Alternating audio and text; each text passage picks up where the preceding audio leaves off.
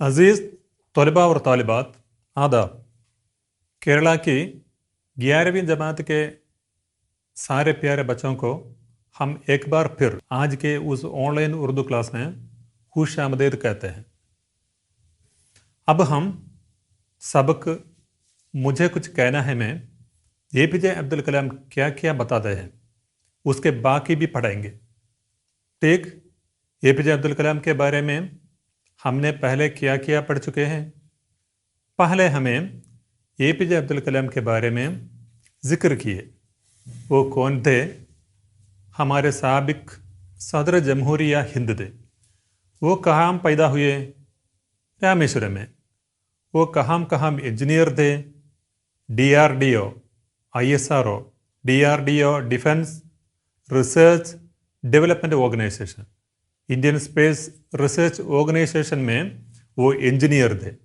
वो साइंसदान, मुकर्रिर, मुसन्निफ वगैरह थे। उनके अहम तसानीफ क्या किया थे? Wings of fire, ignited minds, India 2020। उसके बाद हमने हिंदुस्तान के लिए उनके 3 नज़रिए पढ़े। क्या है वो? बताइए। पहला नज़रिया है आज़ादी। एपीजे अब्दुल कलाम कहते हैं कि अगर हम आज़ाद नहीं हैं तो कोई हमें मेहतराम नहीं करेगा। वो कहता है 1857 में 1857 में जब हमने आज़ादी की जंग लड़नी शुरू की तो हिंदुस्तान ने उसका पहला नज़रिया हासिल किया। हिंदुस्तान के लिए उनके दूसरा नज़रिया तरक्की का था। 50 साल से हमारा मुल्क तरक्की पज़ीर रहा है। वो कहते हैं हमें खुद अपने मुल्क को एक तरक्की याफ्ता रूप में देखने का अब वक्त आ गया है।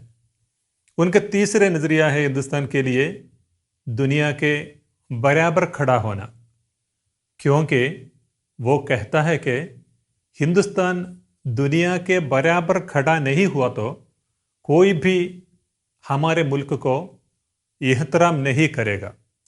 अच्छा, ये सब हम समझ लिए। हमें न सिर्फ फौजी कुव्वत की तरह मजबूत होना चाहिए बल्कि हमारी इक्तिसादी कुव्वत भी मजबूत होनी चाहिए। He says that we must be strong not only in military power but also in economic power.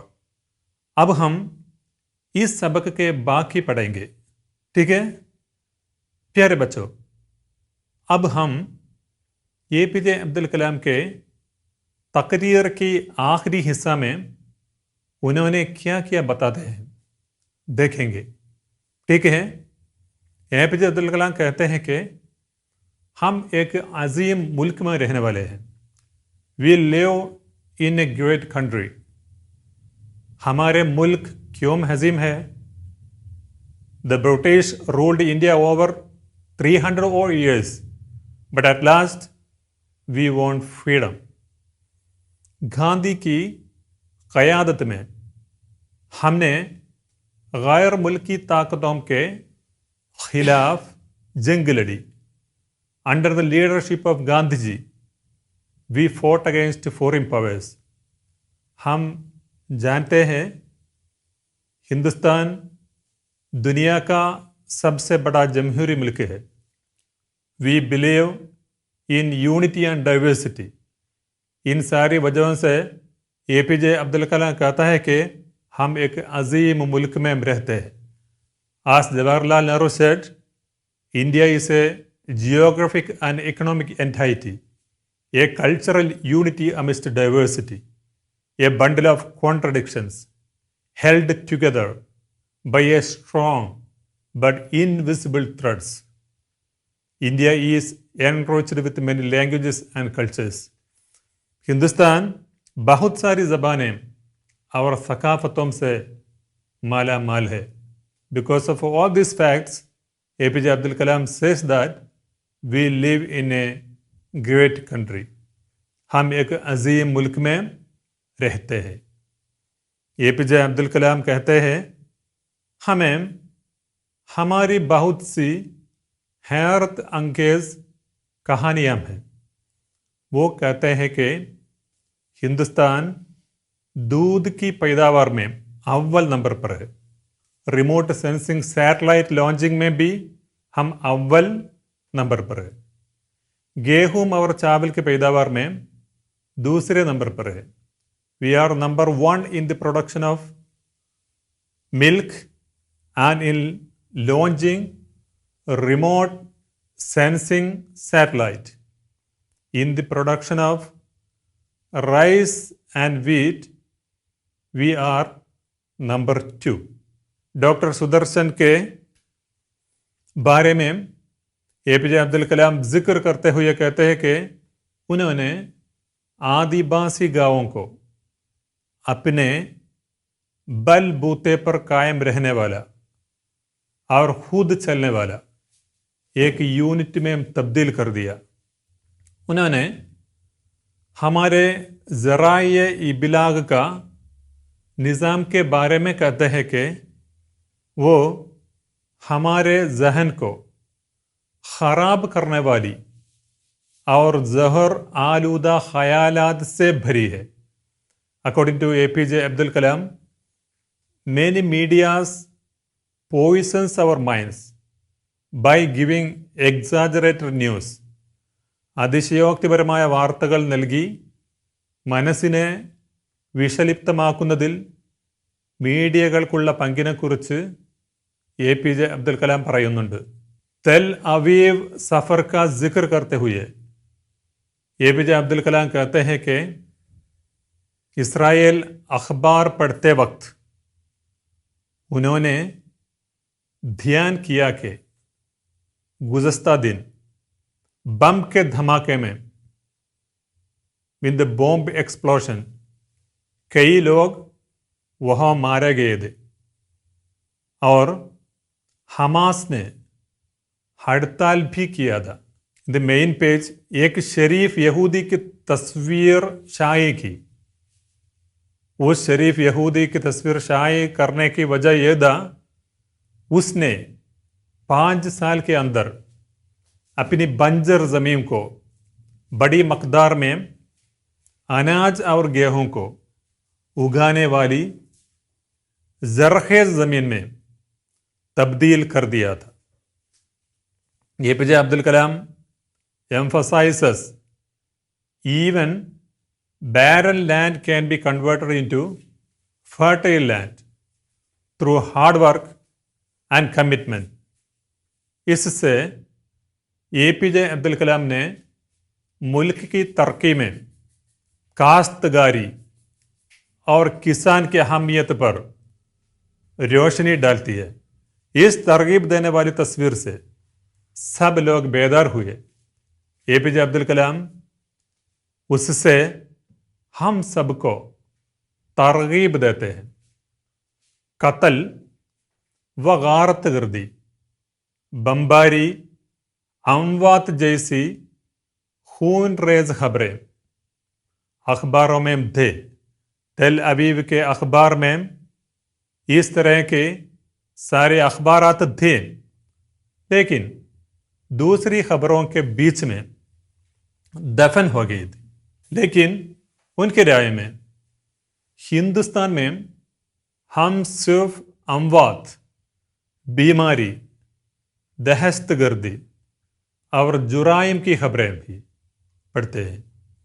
एक और सवाल भी पूछता है कि एक कौम परस्त बाशिंदा होने के नाते हमने गैर मुल्की चीज़ों को अपने जहन पर क्यों मसलत कर लिया।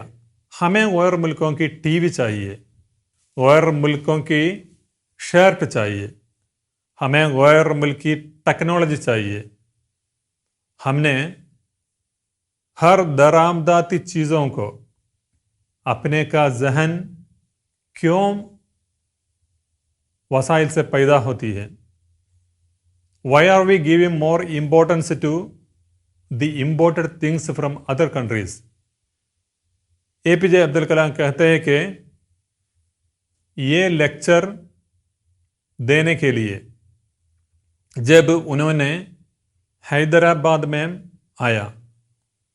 तब एक 14 साल लड़की ने उनका दस्तखत तलब किया। उन्होंने उससे पूछा ज़िंदगी में वो लड़की का मकसद क्या है। उस लड़की ने जवाब दिया वो एक तरक्की याफ्ता हिंदुस्तान में रहना चाहती हूँ। इस तकरीर के आखिर APJ अब्दुल कलाम हमें बेदार करते हैं कि उस लड़की के लिए हमें एक तरक्की याफ्ता हिंदुस्तान बनाना होगा। तुम्हें ऐलान करना चाहिए कि हिंदुस्तान तरक्की पज़ीर मुल्क नहीं, ये आला दर्जे का तरक्की याफ्ता मुल्क है। APJ Abdul Kalam says that we must declare that India is not a developing country, it is a developed country. अब हम हमारे किताब पढ़ेंगे। देखिए, हम एक अजीम मुल्क के रहने वाले हैं। APJ अब्दुल कलाम कहते हैं कि हम एक अजीम मुल्क के रहने वाले हैं। हिंदुस्तान एक अजीम मुल्क है। हमारी बहुत सी हैरत अंगेज़ कामयाब कहानियाँ हैं। हमारे मुल्क को ज़्यादा कामयाब कहानियाँ कहने का है, सुनाने के लिए है, लेकिन उन्हें पहचानने से हम इनकार करते हैं। क्यों? हम खुद ही उन कामयाब कहानियों को पहचानने से इनकार करते हैं। देखिए, हम दूध की पैदावार में अव्वल नंबर पर है। We are number 1 in the production of milk. Remote sensing satellite छोड़ने में हम अव्वल नंबर पर है। As far as remote sensing satellite is concerned, we are number 1. गेहूं और चावल की पैदावार में दूसरे नंबर पर है। डॉक्टर सुदर्शन को देखिए, उन्होंने सुदर्शन का मिसाल देते हैं। उन्होंने आदिवासी गांवों को अपने बलबूते पर कायम रहने वाला और खुद चलने वाले एक യൂണിറ്റ് में തബ്ദീൽ कर दिया। സുദർശൻ ഒരു ആദിവാസി ഗ്രാമത്തെ അതിൻ്റെ സ്വന്തം ബലത്തിൽ ശക്തിയിൽ നിലനിൽക്കുന്ന സ്വയം പര്യാപ്തമായ ഒരു ഗ്രാമമാക്കി മാറ്റുന്നതിൽ എത്രത്തോളം വിജയിച്ചു എന്ന് APJ അബ്ദുൽ കലാം അനുസ്മരിക്കുകയാണ്. ഹമാരി ഐസി ലാക്കോം കാമയാബിയാം ഹെ. നമുക്ക് അങ്ങനെയുള്ള ലക്ഷക്കണക്കിന് വിജയകരമായ കഥകൾ പറയാനുണ്ട്. लेकिन എന്നാൽ हमारे ज़राए इब्लाग का निज़ाम ऐसा है, നമ്മുടെ മീഡിയകളുടെ ज़राए इब्लाग മീഡിയകളുടെ വീക്ഷണങ്ങൾ അങ്ങനെയുള്ളതാണ്. जिसने जहन को ख़राब करने वाली और जहर आलूदा ख़यालात से भरी खबरों को अपने जहन में बिठा लिया है। हमारे ज़राए इब्लाग जहन को ख़राब करने वाली और जहर आलूदा ख्याल से भरी हुई खबरों को अपने जहन में बिठा लिया है। ज़राए इब्लाग यह मुनफी रवैया क्यों इख्तियार किए हुए है। एक मरतबा मैं तेल अवीव में था, the capital city of Israel, और इसराइल अखबार पढ़ रहा था। इसराइल के अखबार पढ़ रहा था। गुज़श्ता दिन, पिछले दिन बम के धमाके में,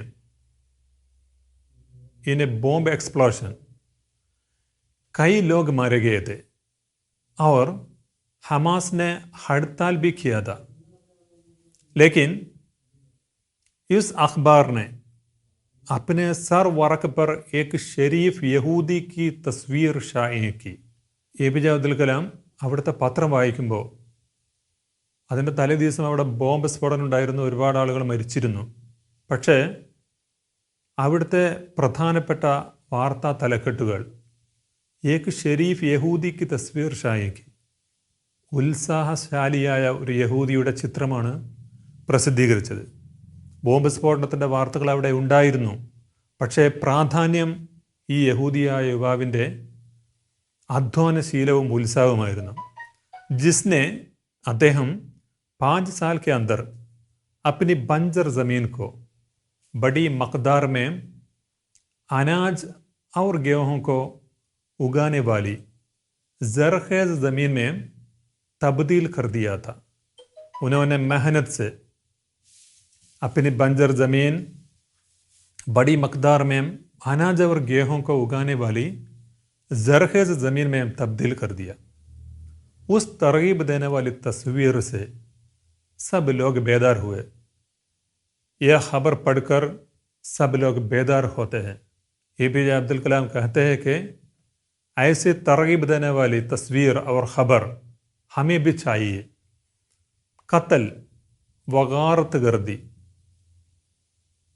ടെററിസം, ഭീകരവാദം, വധം, ബംബാരി, അംവാത്ത് ജയ്സി ഖൂൻ റേസ് ഖബറേൻ തുടങ്ങിയ രക്തപങ്കിലമായ വാർത്തകൾ അഖ്ബാറുമേം ഥീൻ ആ പത്രങ്ങളിൽ ഉണ്ടായിരുന്നു. ലേക്കിൻ ദൂസരി ഖബറോं के बीच में दफन हो गई थी. മറ്റു പ്രചോദനാത്മകമായ വാർത്തകൾക്കിടയിൽ അവ മൂടപ്പെട്ട് കിടക്കുകയായിരുന്നു. हिंदुस्तान में हम सिर्फ अमवात, बीमारियाँ, दहशतगर्दी, जुराइम की खबरें पढ़ते हैं. ഇന്ത്യയിലാകട്ടെ മരണങ്ങളെക്കുറിച്ച്, രോഗങ്ങളെക്കുറിച്ച്, വിനാശകരമായിട്ടുള്ള കാര്യങ്ങളെക്കുറിച്ച്, അക്രമങ്ങളെക്കുറിച്ച് ഒക്കെയുള്ള വാർത്തകളാണ് നമ്മൾ വായിച്ചു കൊണ്ടിരിക്കുന്നത്. हम इस तरह के मुनफी मिजाज क्यों रखते हैं? APJ अब्दुल कलाम हमें पूछते हैं कि why are we accepting such kinds of a negative approach? एक और सवाल ये है, മറ്റൊരു ചോദ്യം ഇതാണ് कि एक कौम परस्त बाशिंदा होने के नाते हम गैर मुल्की चीज़ों को अपने जहन पर क्यों मसलत कर लिया है? ഒരു പൗരൻ എന്ന നിലയ്ക്ക് നാം ഗൈർ മുൽക്കി ചീസോं को മറ്റുള്ള രാജ്യങ്ങളിലെ വസ്തുക്കളെ അപ്പിനെ ജഹൻ പർ നമ്മുടെ മനസ്സിൽ ക്യോ മസ്ലത്ത് കർ ലിയ ഹൈ? എന്തിനാണ് ആധിപത്യം സ്ഥാപിച്ചിട്ടുള്ളത്? ഹമേ ഗൈർ മുൽക്കോं की टीवी चाहिए, गैर मुल्कों के शर्ट चाहिए, हमें गैर मुल्की टेक्नोलॉजी चाहिए. हमने हर दरामदाती चीज़ों को, ഇമ്പോർട്ടഡ് തിങ്സ്, ഇറക്കുമതി ചെയ്യപ്പെട്ട വസ്തുക്കളെ അപ്നാനെ കാ ജഹൻ, സ്വന്തമാക്കാനുള്ള ഒരു മനസ്സ് ക്യോം ബനാലിയ ഹെ, എന്തുകൊണ്ടാണ് നിർമ്മിച്ചിട്ടുള്ളത്? ക്യാ ഹംനെ യേ സമച്ചാ നഹി കെ ഖൂദ്ദാരി അപ്നി ബൽ और अपने वसाइल से पैदा होती है. നമ്മുടെ ആത്മവിശ്വാസം, സ്വയാശ്രയത്വം നമ്മുടെ തന്നെ ബലത്തിൽ ഉണ്ടാക്കപ്പെട്ടിട്ടുള്ളതാണ് എന്നുള്ളത് എന്തുകൊണ്ടാണ് നമുക്ക് മനസ്സിലാകാത്തത്?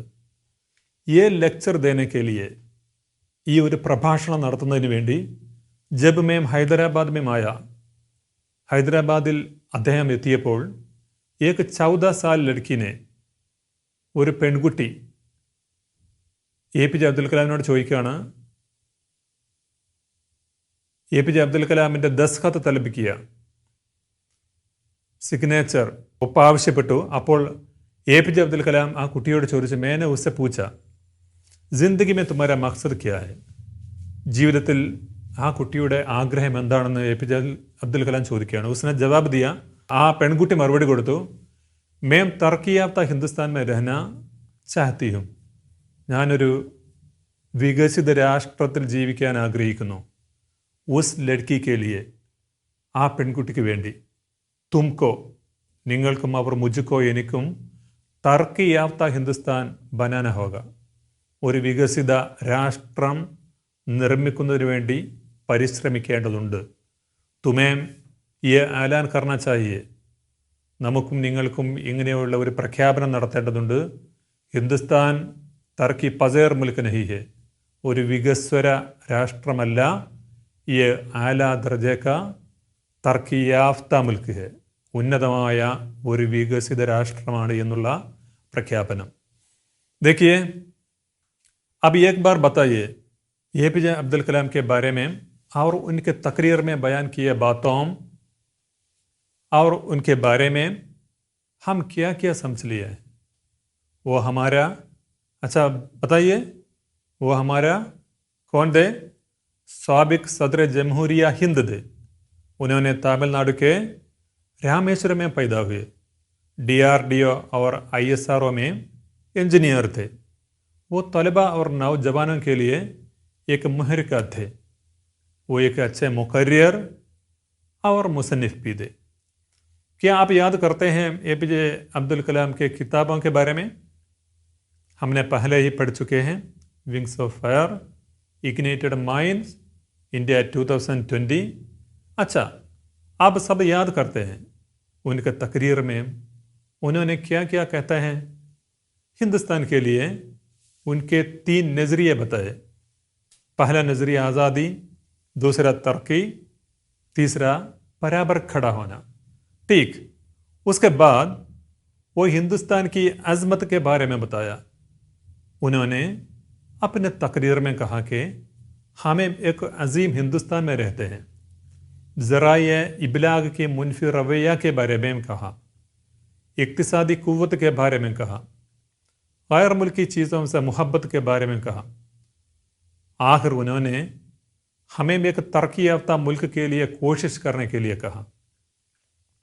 सरगर्मियां देखने से पहले हम इस सबक में आए कवायद के बारे में बयान करेंगे। फ़ेल मुताल्लक, related verb. APJ Abdul Kalam Hindustan को तरक्की की राह में आगे आगे चलाना चाहते हैं। ये एक जुमला है।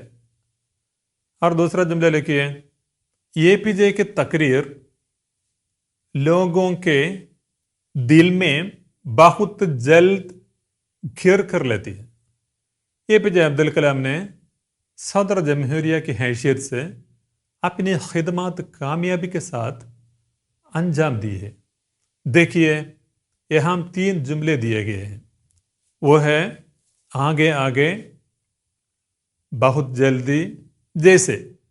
ये सब ऐसे अल्फाज है जो उसके साथ आने वाले अफ़्आल के खुसूसियत ज़ाहिर करते हैं। इस तरह किसी फ़ेल की खुसूसियत या कमियत ज़ाहिर करने के लिए उसके साथ इस्तेमाल होने वाली सिफ़ात को मुतअल्लिक़ फ़ेल कहते हैं। सरगर्मियाँ, क्या आप पिछले क्लास के सरगर्मियाँ याद करते हैं? वो क्या किया थे बताइए। पहले क्या था? हाँ, ठीक है। अगर आपको APJ अब्दुल कलाम से मिलने का मौका हुआ तो उनके नज़रियात की रोशनी में आप क्या क्या सवालात करेंगे? सवालनामा तैयार कीजिए। पिछले क्लास के दूसरे सरगर्मी क्या था, याद है आपको? हाँ, बताइए। अगर आपको किसी प्रोग्राम में APJ अब्दुल कलाम को तारुफ कराने का मौका मिले तो आप क्या बताएंगे? एक तकरीर की शक्ल में लिखिए और पेश कीजिए। और तीसरा सरगर्मियाँ क्या था, याद है? बताइए। जी हाँ, बहुत खूब। क्या था? यौम आज़ादी के मौके पर मुनक्किद होने वाले मुकाबले में अगर आप हिस्सा लें तो मेरे ख्वाब का हिंदुस्तान के मौजू पर क्या क्या बताएंगे? पेश कीजिए। मुझे यकीन है कि पिछले क्लास में दिए गए सारे सरगर्मियाँ आप पूरे किए होंगे। अब सबक मुझे कुछ कहना है कि आखिरी हिस्से के सरगर्मियाँ। पहला सरगर्मियाँ देखिए, आपके स्कूल में यौम ज़राअत पर मुनक्किद किए जाने वाले प्रोग्राम के लिए एक नोटिस तैयार कीजिए। दूसरा, APJ अब्दुल कलाम के किसी एक तसानीफ पर एक तहसीनी नोट तैयार कीजिए। आज की क्लास में बस इतना ही। अगले क्लास में फिर मिलेंगे। तब तक के लिए खुदा हाफिज।